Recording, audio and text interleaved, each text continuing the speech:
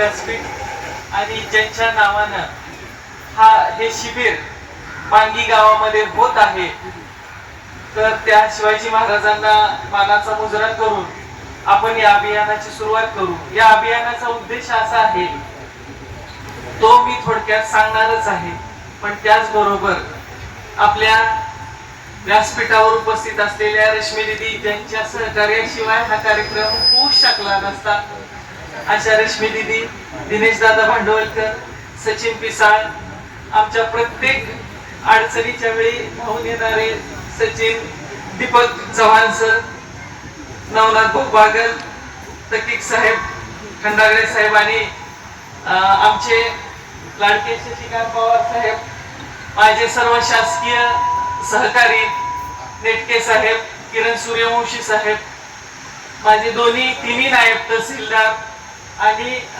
जिल्ह्याचे अध्यक्ष पांडेकर साहेब, या सर्वांच्या सहकार्याने हा कार्यक्रम होत आहे. या कार्यक्रमाचा उद्देशच असा आहे की म्हणजे तुम्हाला एखादी गोष्ट किंवा एखादा दाखला जरी मिळवायचा असला तरी तुम्हाला तहसील कार्यालयाच्या कमीत कमी 3 फेऱ्या माराव्या लागतात. एकदा अर्ज दाखल करताना, एकदा तो सर्व कागदपत्र सबमिट करताना आणि त्यानंतर तो दाखला घेऊन जाताना, अशा कमीत कमी 3 फेऱ्या किंवा जास्तीत जास्त त्या अजून तुमच्या त्रुटी निघाल्या तर कितीही फेऱ्या. मग ह्या रेशन कार्डाचं काम असू दे, दाखल्याचं काम असू दे किंवा कुठलीही छोटी मोठी काम असू दे, त्यासाठी तुम्हाला हेलपाटे घालावे लागतात. तर महाराष्ट्र शासनाने हे उदात्त हेतूने हा कार्यक्रम, हे शिबिर घेण्याचं ठरवलं आणि हे ठरवल्यानंतर दीदींशी मी चर्चा केली की कसं करूया आपण.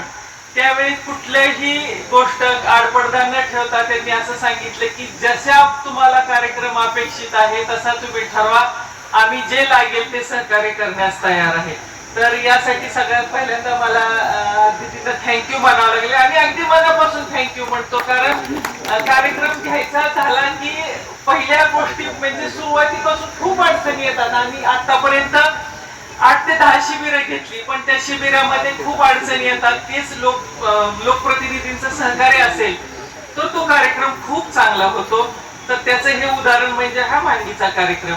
यामध्ये आपण रेशन कार्ड, दाखले, संजय गांधीची प्रकरणं ह्या गोष्टी तर करणारच आहोत, परंतु 2 दिवसापूर्वी ज्यांची म्हैस मयत झालेली होती त्यांचे चेक देणार आहोत.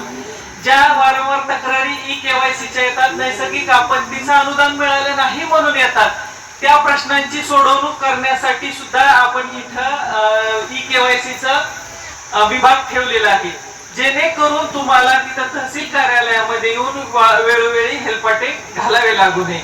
आमच्या शिबिर ठेवण्याची टॅगलाईनच अशी होती की म्हणजे ज्या ठिकाणी शिबिर घेतलंय त्या ठिकाणची व्यक्ती किंवा त्या ठिकाणचा गावकरी, त्या ठिकाणचा माणूस हा 6 महिने तहसील कार्यालयामध्ये कुठल्या कामासाठी येऊ नये, अशा हेतूने आपण ही शिबिरं ठेवतो. म्हणून तुम्ही जास्तीत जास्त या शिबिरांचा लाभ घेतला पाहिजे. आणि मला हेच सांगायचंय की ज्या गोष्टी होणार नाहीत त्या गोष्टींसाठी काय केलं पाहिजे, ह्या सुद्धा गोष्टी इथं आपल्याला कळू शकतील. भले आज काम तुमचं होणार नाही, पण एखाद्या काम होण्यासाठी काय कागदपत्र लागणार आहेत ती सुद्धा माहिती तुम्हाला इथं मिळू शकेल. तर मला फक्त हे सांगायचं की ज्या तुमच्या अडचणी आहेत त्या शेवटपर्यंत थांबून तुम्ही त्या सर्व प्रत्येक आपण डिपार्टमेंटचे सगळे फलक लावलेले आहेत, तिथे तुम्ही ती माहिती घ्या. त्या पद्धतीनं तुमची जी काय अडचणी असतील त्या सोडवण्याचा आम्ही प्रयत्न करू. जास्तीत जास्त दाखले देण्याचा आम्ही प्रयत्न केलेला आहे. आज आम्ही संजय गांधी, रेशन कार्ड आणि कृषी विभागाचा आपण पाठीमागं बघताच आहात, हार्वेस्टर वगैरे सारखी मोठमोठी यंत्र सुद्धा आज आपण देणार आहोत. तर ह्या सगळ्याचा परिपाक हाच आहे की तुम्हाला एका ठिकाणी सर्व सुविधा मिळणार आहेत. मेडिकलचे सुद्धा आपण कॅम्प लावलेला आहे. तर अशा पद्धतीने एका छताखाली सर्व सुविधा मिळण्याचं एकमेव ठिकाण म्हणजे हे महाराजस्व अभियान शिबिर. तर या शिबिराला आपण सर्वजण उपस्थित राहिला, एवढ्या उन्हाळ्याच्या तडाख्यात आपण उपस्थित राहिला आणि ह्याचा लाभ घेत आहे, त्याबद्दल मी महाराष्ट्र शासनाच्या वतीनं, तहसील कार्यालयाच्या वतीनं आपले शतशः आभार व्यक्त करते. धन्यवाद. धन्यवाद मॅडम.